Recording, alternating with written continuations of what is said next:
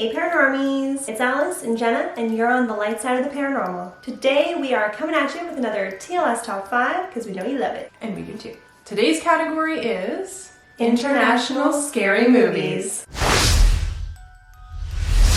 So if you haven't seen any of our TLS Top 5s before, we tell you what our top 5 movies are in the category, starting at number 5 and working our way down to number 1, our most favorite. And really quickly before we get started, if spooky and paranormal content is your jam, become a part of our Paranormy fam.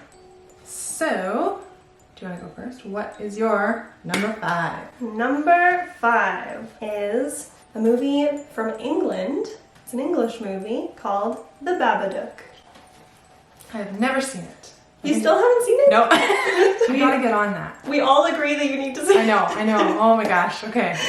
This week. I'll watch it this week. So it is based around a children's book, which I just love that concept in general. Like, I find it's done enough to be classic, but it's not done enough to be overdone. So it was very exciting to me. I found it to be a lot more eerie than terrifying. You know, like it's just a little bit uncomfortable. It's just a little bit like shadowy, dark. Your imagination does a lot of the scaring. It plays on a lot of children's fears, you know, like you can't fall back on the fact that, well, it's just a character in a book, because that character is so much more. And I'm not going to give too much away, but, you know, I feel like we often find comfort in that, you know, oh, it's just a character in a movie, it's just a character in a book, but in this particular one, wasn't the case.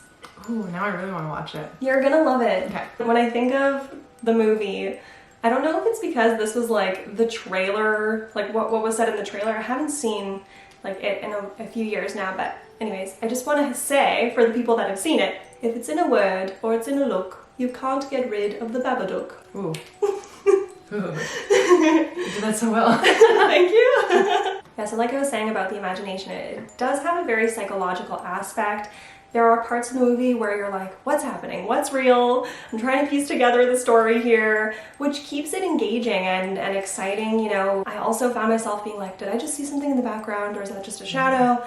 Like, there's a lot to enjoy with this movie. So I love it, but it is my least favorite of the favorites, so it is my number 5 spot. Plot summary coming right at you. Okay, we're keeping it very brief and general. A single mother and her child fall into a deep well of paranoia when an eerie children's book, I said eerie! Oh, yeah. Titled Mr. Babadook manifests in their home. So the book manifests in their home. Ew. Yeah.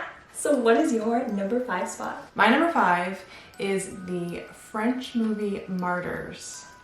Okay, I think I've seen this one. Like, I'm almost positive that I've seen this one and that it was really freaking messed up. Please continue. So there are 2 versions. There's an English Canadian version, I believe, but then there's a French, like from France version, which is the one I saw. It's subtitled.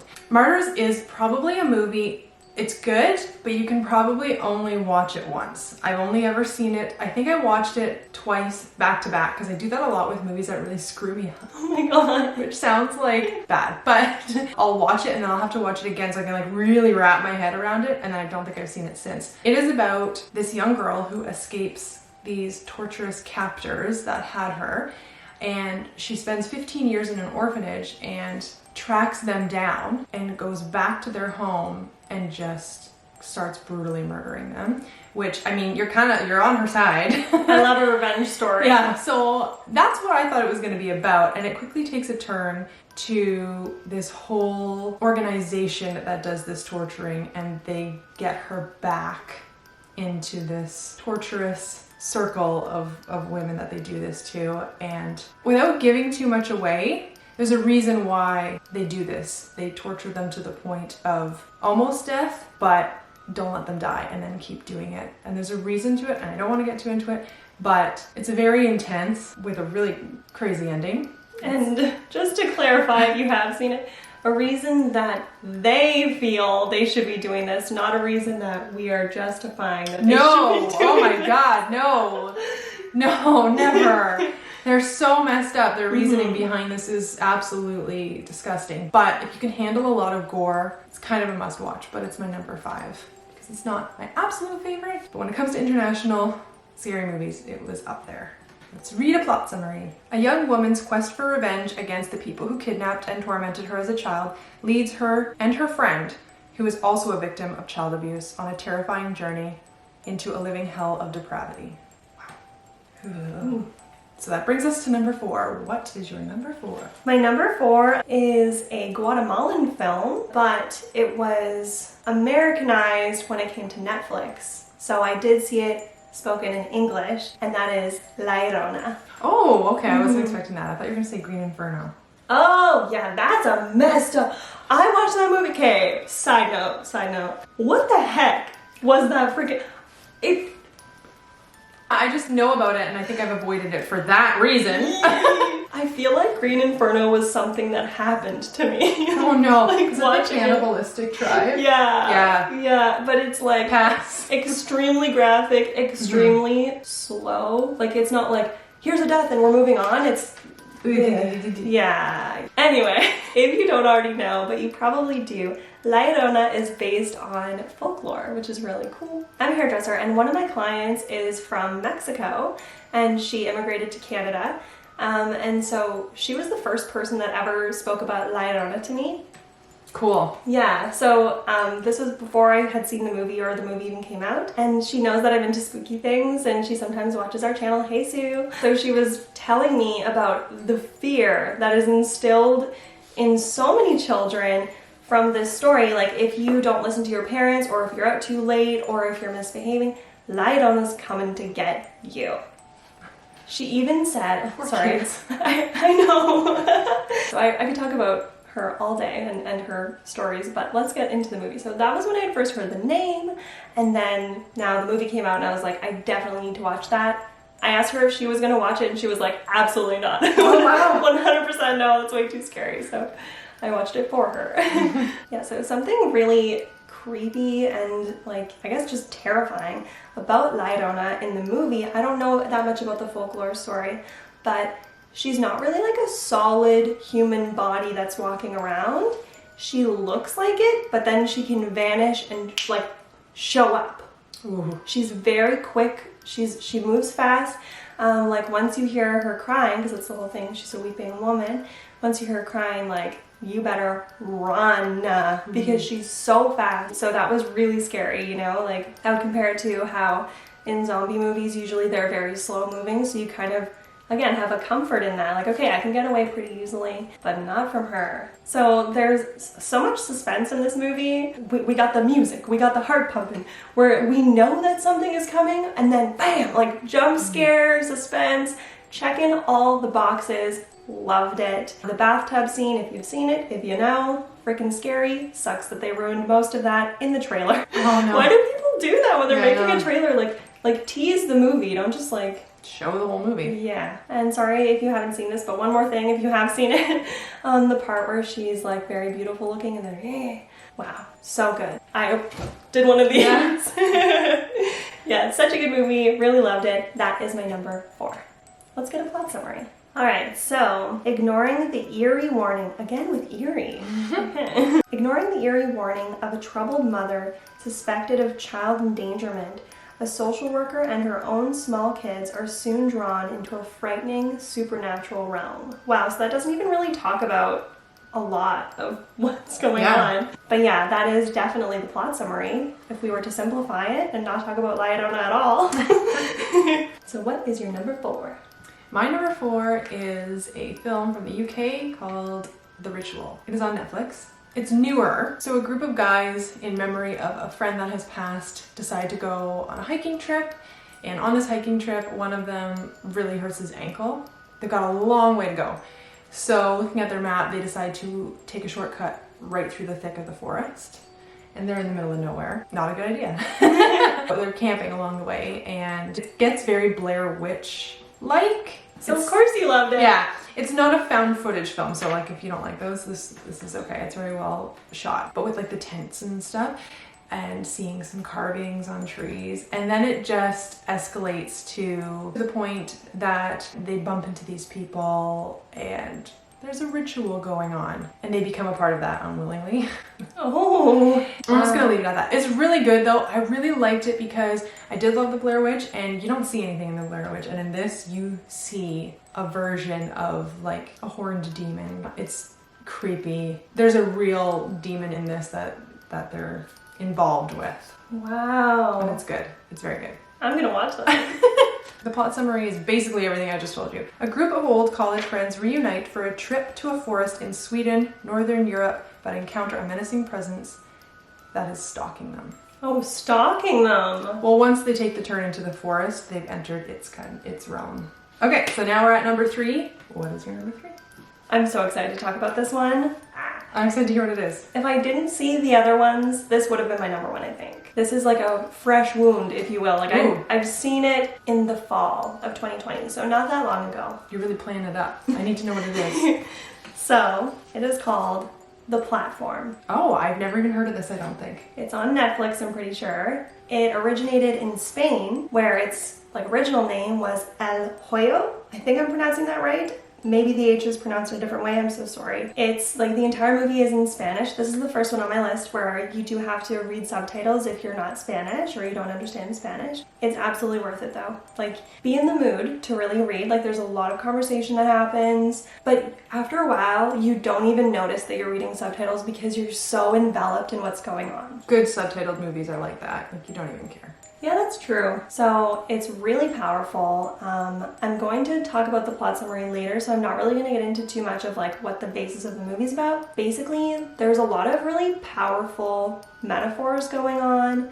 Like, they're talking about capital greed and like societal class and the way that the rich are just like living these lavish lifestyles of like no stress or anything. And then people that are not as well off have to fiend for the scraps. And it is literally that.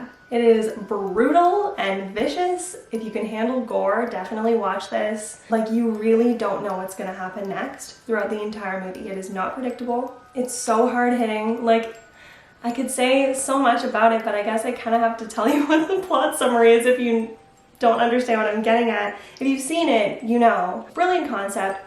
Brilliant execution. The acting was amazing. Like, everything about this was so dark and twisted, but like kind of important. I'm just gonna read a plot summary so that you guys know what I'm getting at with all of this. Maybe I should have started with it. I just had to tell you my feelings. If I didn't mention this before, El Hoyo means the hole. So basically the hole or the pit is like a jail of sorts. So it's a large tower-style building called a vertical self-management center. So yeah, just picture a tower with like a square hole throughout the entire tower, and there's a platform that starts at the top and it moves down the hole, okay? And there's different platforms, different levels that people are forced to live on. The vertical management center, its residents are switched every 30 days randomly between its many floors. There's like over 200 floors, and they are fed on the platform. So the platform starts at the top with this beautiful big feast that's made by these like super talented chefs.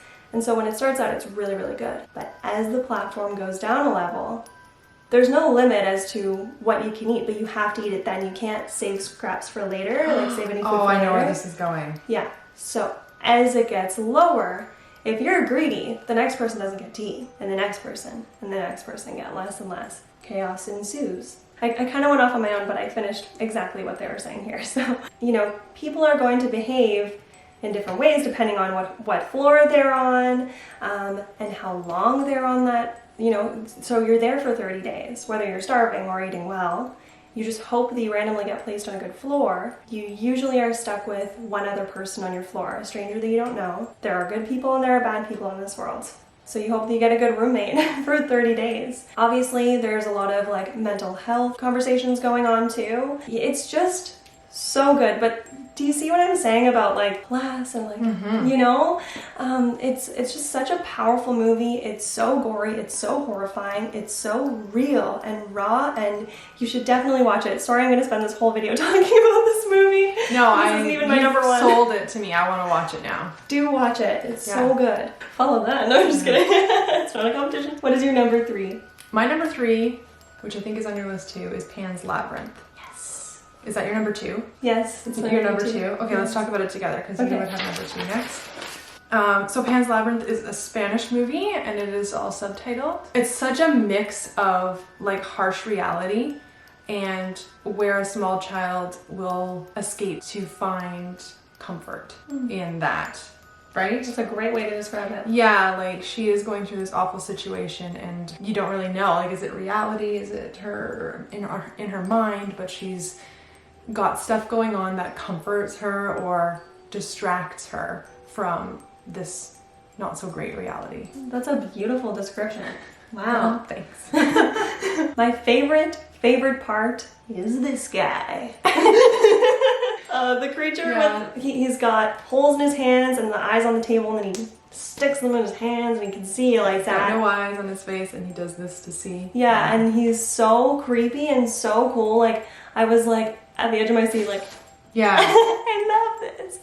So I had seen this movie when I was about 13, and then when I went to high school, some people were talking about David Bowie. I didn't fall in love with David Bowie until high school, sorry.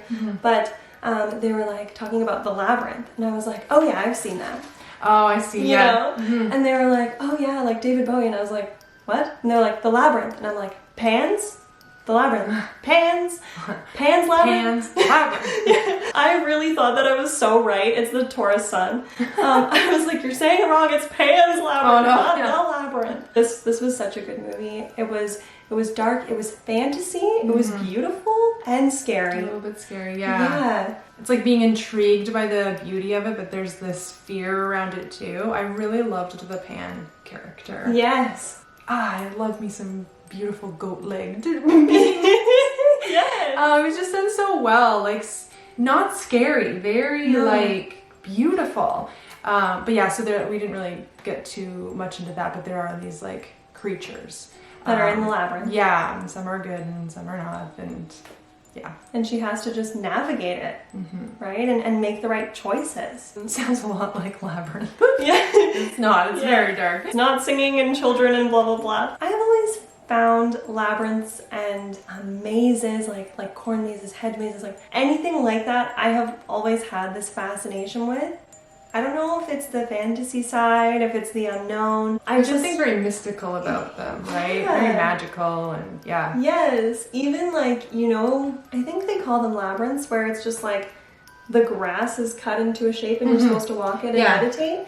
Like, I love that too. Yeah. I went to one in Ottawa, it was great. I think that that's also why I really loved this movie so much. So if you like that kind of thing, puzzles, there's all kinds of great things that this movie has to offer you too. So the plot summary is, in the Phalangist Spain of 1944, the bookish young stepdaughter of a sadistic army officer escapes into an eerie but captivating fantasy world. Eerie is the theme of the day. That was my 3. That was your 2. So now we're on my 2. Yes. Okay. So confusing. My number 2 is a Spanish movie called Mirage. I haven't seen it, but I love the chocolate. It's on Netflix. It is more of a thriller rather than like a gory horror movie. It's got a bit of, not time travel, but like time lapsing. I love that. This couple, they've got this VHS player up in their attic. The people who used to live there, something was filmed on one of their VHS, and so they watch it, and it was filmed. They end up watching it on the same day that it was filmed years prior. The wife kind of gets wrapped up in the fact that the next day, that little boy in the film from years ago was hit by a car and killed outside the next morning. So she finds out that using the TV and the VHS player upstairs in the attic is almost like they can see each other, her and this little boy, through time. Wow. And she's trying to warn him not to go out the next day. And he's confused by what's going on. They don't really know. She's trying to save his life. She's trying to save him. Yeah. And lots of other stuff happens, and I won't get too much into that, but that's the premise of the movie. And it's very good. Oh my It is gosh. subtitled. Yeah, I think, yeah. Wow. Yeah, it's a good one. That's so interesting. I remember watching this with some family that don't love subtitled movies, and I was like, come on, give it a try. And so in the end, we were all like, wow, we are so glad we watched that movie. It was well worth the subtitle reading. So even they loved it. Yes. That's saying a lot then. Yeah. Very brief summary. 2 storms separated by 25 years, a woman murdered, a daughter missed, only 72 hours to discover the truth. Yeah, I forgot there was a murder, and a lot more than just this boy, and it's crazy. It sounds really good. It's got a large like butterfly effect to it, so trying to change things changes other things, and yeah, love that. So, your number one. Number one, Ju. Oh yeah. Which is You said that the very Grudge. French. Sorry, that was my attempt at Japanese. It came out French. Sorry. This is a Japanese movie. I'm not going to get into too much what literally The Grudge is about because you've seen it. You're on this channel. You like spooky things. You've seen The Grudge. But I will say the Japanese version, the original version, the version that was meant to be The Grudge, like the Grudge, so much scarier than the American adaptation. I don't know if it's because like America can't handle it. So they're like, let's just soften the blow a little bit. But they go all out with the scare, with the way that people die. Like, oh my gosh, it was so good. I had seen the American adaptation first at like 8 years old or something. And then Sorry, as a parent of a 9-year-old, this is where my mind goes. like, please don't judge my parents. Like, so I'm not judging your parents. I just fell in love with horror at a young age, and it didn't scare me. It didn't give me nightmares. So after I saw Scream and I didn't have nightmares, they're like, well, you keep asking to see more, so we'll just let you watch. Anyways, so I saw The Grudge at a young age, and I loved it. It was creepy. It was very, very cool. And then when I was in high school, I heard about the fact that that wasn't the only movie and that I had to seek it out. But I was so glad that I did. Toshio, I think is his name, the little boy. He's really the star of the show. I felt like he was more of a side character in the American version, but in this one, like, Toshio he's the star. He's great. Yeah. I love the actor that played him. He did such a good job. So creepy. So like lanky in a good way, not like judging the person. It's just like that added to the creepiness of it. You've seen it, right? Yep. Yeah. A long time ago, but yeah. It was just like so much more brutal, and it was like falling in love with The Grudge all over again. It felt like the first time. Because you see it the way it's meant to be seen, right? Yes. And obviously this is a Japanese movie, so that I had to watch it with English subtitles, which was totally fine. I watch a lot of anime. I started watching anime when I was in high school, so I was kind of used to that. It had to steal my number one spot. If we're talking about international horror movies or scary movies, this is the one. All right, plot summary. A mysterious and vengeful spirit marks and pursues anybody who dares enter the house in which it resides. Blanket statement. Classic haunting. What is your number one? My number one is also a Japanese film, Battle Royale. If you haven't seen this, you have to see it. It is my favorite international movie. Obviously, it's my number one. Before there was The Hunger Games, which is very PG, there was Battle Royale. It is about a bunch of young students who are forced on an island, given 3 days, and only one survivor is allowed to come back. Is allowed to come, like, you have to kill each other. Yes. I think it's because of, I forget what it's about, but I think it's because of overpopulation or something like that, that they send a large group of students out to this island and they don't know where they're going. They thought they were going on a school trip. Oh my god! And then they're told there's random weapons scattered throughout the island. You're given 3 days and then the helicopter will be back and they will pick up only one person. And so you get to see there's a lot of different people in the world. So there's a certain chunk of kids that just run and they're ready to go find a weapon and get this over with as fast as possible. And then you follow a few groups of kids that stay together that say, they can't do this to us, you know, like if we stick together. They have that whole, we just have to survive 3 days, and it just eventually doesn't work that way. No, well, I mean, if only one person's allowed back. Yeah, and I think a lot of them think, no, like, our parents will find out. We have to, you know, just stick it out 3 days. We'll camp over here. Those people always eventually get found by somebody who's taking things a lot more seriously, and it's just very brutal. And you get to see them go from, we can do this to survival mode.